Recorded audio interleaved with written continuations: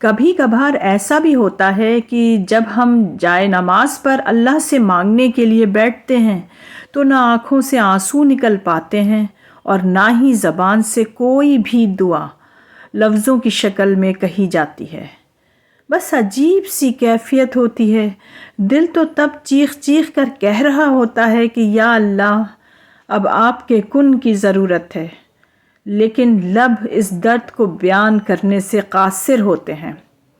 اور پتہ ہے، اس لمحے تمہاری اللہ سے نہیں، تمہارے دل کی اللہ سے گفتگو ہوتی ہے۔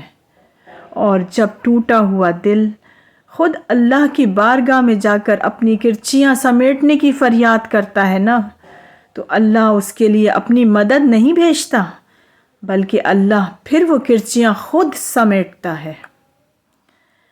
اللہ تب وسیلے نہیں بناتا اس کے لیے، بلکہ اللہ خود اس کا وسیلہ بن جاتا ہے۔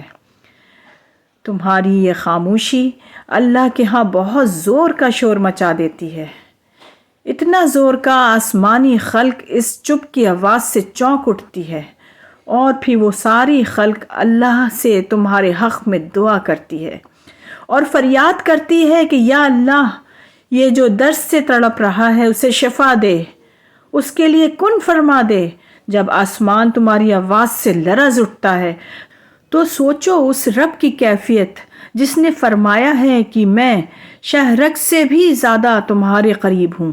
سوچو تمہاری جس خاموشی کا شور عرش تک پہنچ سکتا ہے، اسے کیا تمہارے دل میں رہنے والا اللہ نہیں سن سکے گا؟